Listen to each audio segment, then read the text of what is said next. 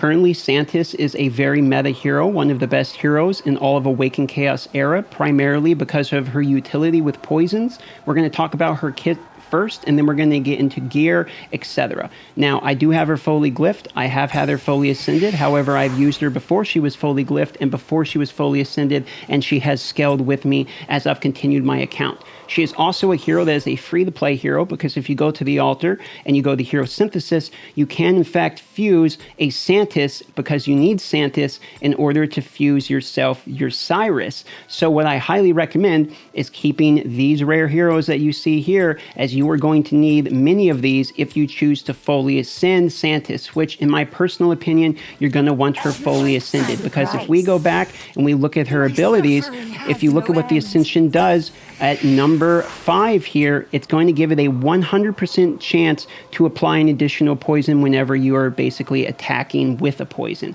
Now, this will not trigger, you should know, this additional effect will not trigger off of the cursed set procs, meaning if you have a cursed and it hits the 35% chance and she attacks again with the basic, this poison that applies off of her basic will apply on both attacks, but the additional poison will only apply on the first one, meaning in a 100% application with no resistance, when a cursed set actually procs, you are applying 3 poisons.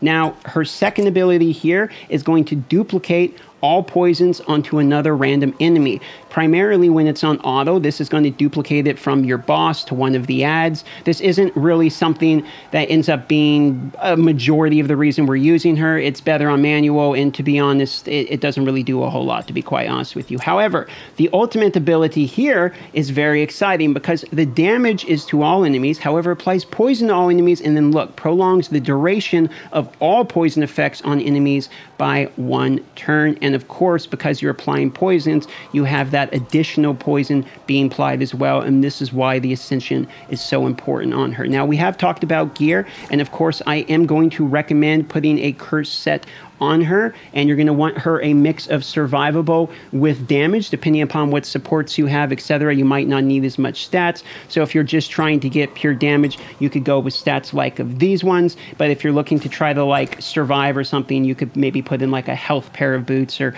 what have you, but keep that crit damage ring, for instance. Okay, so what I'm going to do is I'm going to gear her out now, and I'm going to put her in cursed, because it is actually the set that I want to put her in. I believe it's currently my best option, and I'm going to kind of poke through and see what I have available in curse.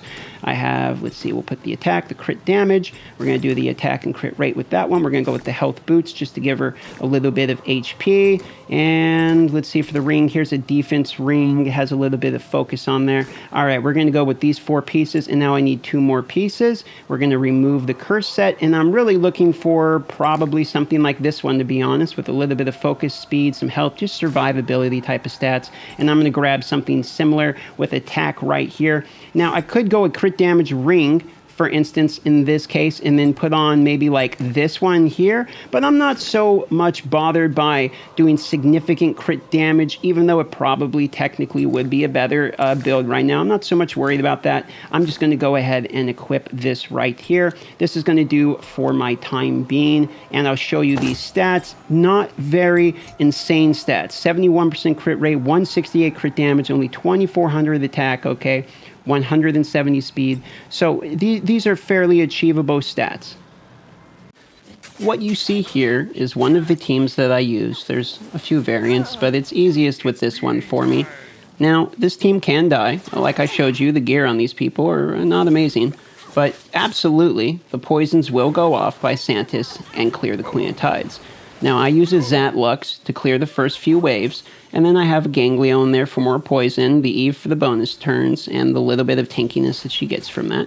And that's pretty much it. It's a pretty simple team comp. Now, obviously, not everyone's going to have first on, and you don't have to have first on for this. It's just the version I have. So let me show you a version without her.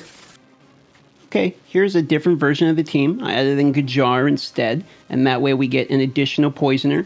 What I'm actually going to do once we get into the match here is I'm going to turn off Gajar's explosion and actually just use his basic here.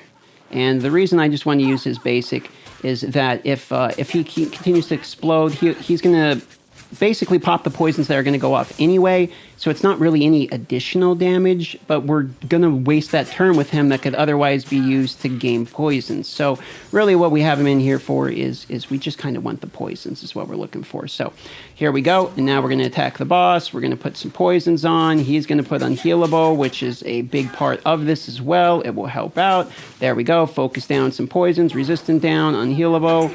Bang, bang, bang. Now we're going to get, once again, heal over timed into the poison, and he's going to do the AoEs here, which we should survive because of the heal over time. I use the defense down in this just because I don't really have another defense down in this team comp, right? And you can see basically the whole concept of this is very simple. It's just poison the boss a whole bunch, of which Santis is a big part of that. And you can see even the crabs have significant damage, and that's because of her spreading that poison with that second move we talked about earlier. There's some more poisons. Continue the unhealable, so that way we know she's going to die for sure. And you saw the gear on Santis. It's not that impressive. I do have pretty strong gear on Zatlux to clear through the waves. You did see that they one-shot the waves to get through, okay? Which is something that will help a lot, and I do recommend building a Zatlux to help you get through the waves. Now, there is a team comp in which you can use William instead of Gujar. I believe you can even remove Zatlux and use William there, but then you're going to have to be willing to spend a long time sort of killing through these waves, whereas Zatlux is actually significantly faster on that. You can see here. And the reason that sometimes my Zatlux goes second, sometimes it goes first, is Santis and him actually have the exact same speed. They're both 170.